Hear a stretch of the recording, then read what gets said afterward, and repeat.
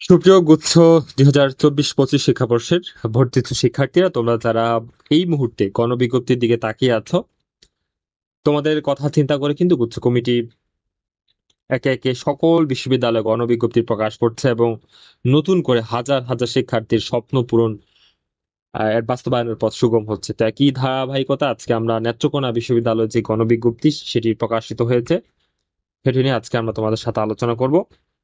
তো প্রথমে আমরা দেখি যে কয়টি আসন ফাঁকা আছে।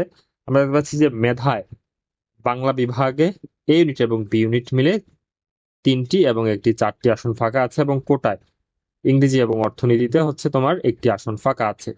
ঠিক আছে, ফিজিক্যাল ডিসেবল তোমরা যারা আছো, তোমরা অনেকেই আমাদের চ্যানেলের সাথে কানেক্টেড আছো ভাই। তোমরা যারা কোটায় আছো, বিশেষ করে স্মল এথনিক কোটা, তারপর হচ্ছে ফিজিক্যাল ডিসেবল কোটা, তো এই ধরনের কোটা যারা আছো, প্লেয়ার কোটা যারা আছো, তোমরা কিন্তু আমাদের চ্যানেলের উপরে নজর রাখছো, আমাদেরকে বিভিন্ন ভাবে প্রশ্ন করছো। তো তোমাদেরকে কিন্তু আমি বলছি যে এই যে তোমাদের কোটা যেই মেরিট বা গণবিজ্ঞপ্তি, সেটিতে তোমরা অবশ্যই রেসপন্স করবা। তো যাই হোক, আমাদের যে সাক্ষাৎকারের নোটিশ সেখানে দেওয়া আছে 25 তারিখ সকাল 10টা থেকে 4টার মধ্যে এই নির্ধারিত স্থানে তোমরা চলে যাবা, এবং 26 তারিখ সকাল 10টা থেকে 3টার মধ্যে এই নির্ধারিত স্থানে চলে যাবা। এবং তোমরা যারা ভাইভাতে অ্যাটেন্ড করবা, তোমাদেরকে 26 আগস্ট তারিখ সন্ধ্যায় কিন্তু সেই মেরিটের মাধ্যমে সেটি জানিয়ে দেওয়া হবে, এবং চূড়ান্ত ভর্তি শেষ করতে হবে 27 আগস্টের মধ্যে। তো তোমাদের কি কি ডকুমেন্টস প্রয়োজন হবে সেগুলো একটু এখান থেকে দেখিয়ে নিও, ঠিক আছে? এবং অবশ্যই এই ডকুমেন্টস গুলো তোমাদের কালেক্ট করে রাখতে হবে, ঠিক আছে? সময় কিন্তু খুবই কম, সো এই সময়ের মধ্যে তোমরা অবশ্যই এই ডকুমেন্টস গুলো কালেক্ট করে রাখবা নিজেদের কাছে। তো এটা হচ্ছে তোমাদের যে কোন ইউনিট আসলে কতজনকে তারা কল করেছে সেটির বা একটি পরিসংখ্যান এখানে দেখতে পাচ্ছ তোমরা।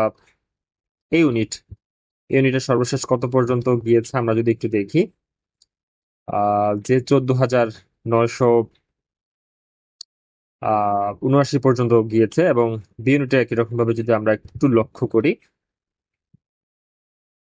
বি ইউনিটে একই রকম ভাবে 4,614তম মেরিট পজিশন পর্যন্ত তারা কল করেছে।